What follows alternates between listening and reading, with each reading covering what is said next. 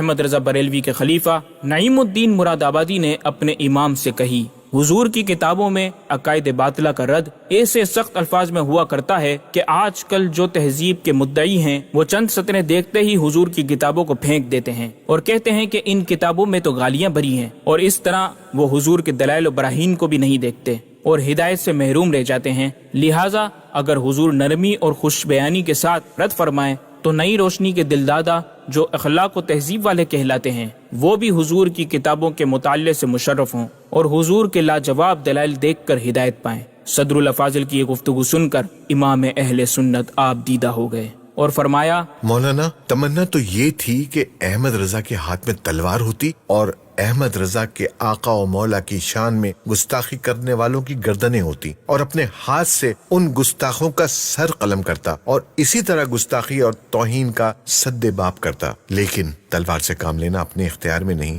ہاں، اللہ تعالیٰ نے قلم عطا فرمایا ہے تو میں قلم سے سختی اور شدت کے ساتھ ان بے دینوں کا رد اس لیے کرتا ہوں تاکہ حضور اقدس کی شان میں بس زبانی کرنے والوں کو اپنے خلاف شدید رد دیکھ کر مجھ پر غصہ آئے، پھر جل بھن کر مجھے گالیاں دینے لگیں اور میرے آقا و مولا کی شان میں گالیاں بکنا بھول جائیں۔ اس طرح میری اور میرے آبا و اجداد کی عزت و آبرو حضور اقدس کی عظمت جلیل کے لیے سپر ہو جائے۔ احمد رضا بریلوی اپنی ایمانی بصیرت کی روشنی میں ان گستاخان رسول کو نہ صرف مفتری سمجھتے بلکہ دشمن اسلام سمجھ کر ان سے لڑنے کے لیے ہتھیار جمع کر رہے تھے۔ اے امام احمد رضا، ہم ان گستاخوں، ان کے پیروکاروں اور ان کے لیے نرم گوشہ رکھنے والوں سے کیا تعلقات رکھیں؟ فرماتے ہیں، ان میں ہر شخص مسلمانوں کو سلام کلام حرام، میل جول حرام، نشست و برخاست، بیمار پڑ جائے تو اس کی عیادت کو جانا، مر جائے تو اس کے جنازے میں جانا، غسل دینا، اس پر نماز پڑھنا، کفن دینا، اس کا جنازہ اٹھانا، اس کو مسلمانوں کے گورستان میں دفن کرنا، اسے ثواب پہنچانا حرام،